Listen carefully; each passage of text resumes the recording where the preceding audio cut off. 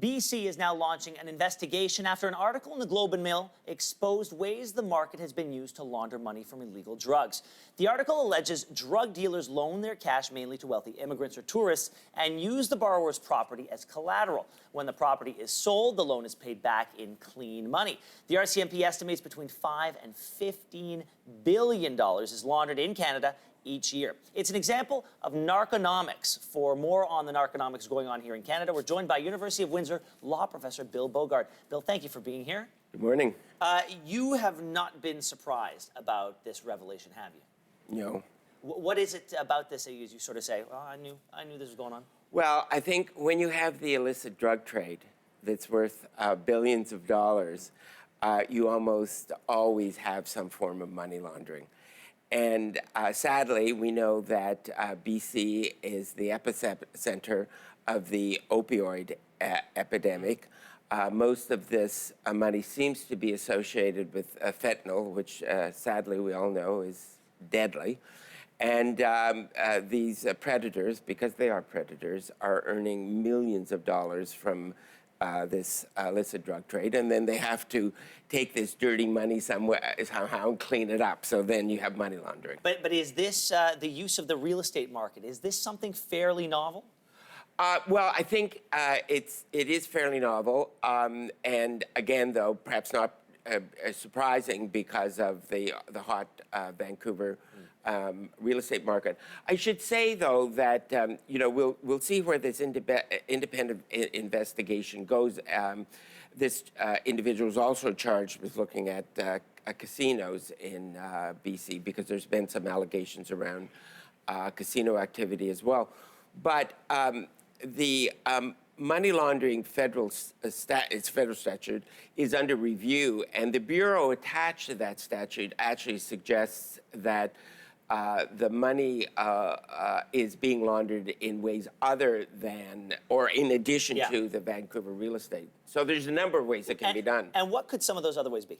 Well, for example, there's a suggestion that the perpetrators and their agents are depositing money in very small amounts in banks and credit unions, so underneath the $10,000 reporting limit. And then the money is withdrawn and then used for so-called legitimate purposes. Or historically, another way is if you've got a big cash business like a restaurant, you inflate the daily receipts. Now, it's becoming more difficult as we move to a cashless society. It is, and that was going to be my next question. How difficult is it to stay one step ahead of these money launderers? How difficult is it to track the launderers and then ultimately prosecute them? It's very difficult, which I'm not suggesting for a moment the authorities aren't trying as hard. But, it's an international... and they're very innovative, these They're very innovative. We've now got these cryptocurrencies that are being used because there's a certain level of anonymity that's not present in the more traditional financial institutions. Is there anything that policymakers can do beyond waiting for this review? Yeah, they can legalize drugs. Well, that would be a pretty... I mean, to put it bluntly, you have money laundering where you have an illicit market. If you don't have an illicit market, then you don't have these issues.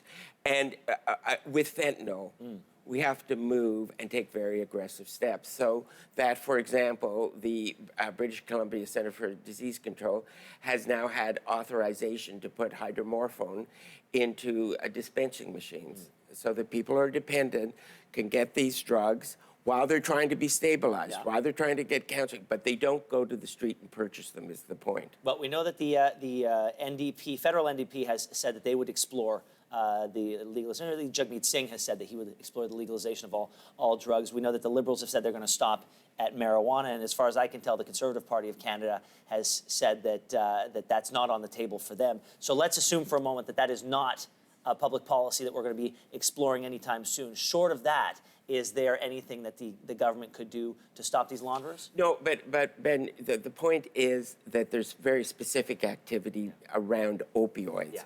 And some of that activity is meant to put opioids in the hands of those who are dependent, and so that they don't go to the market. And if they don't go to the market shrinks, is my point. Sure. Generally speaking, Yeah. you know, the general legalization of drugs is another matter. I understand that. All right. Well, thank you very much for being here, sir. We really appreciate it. Thank you This for is having me on. is a big story that we'll be following closely, and we appreciate your insights today. Thanks a lot. Thanks so much. All right.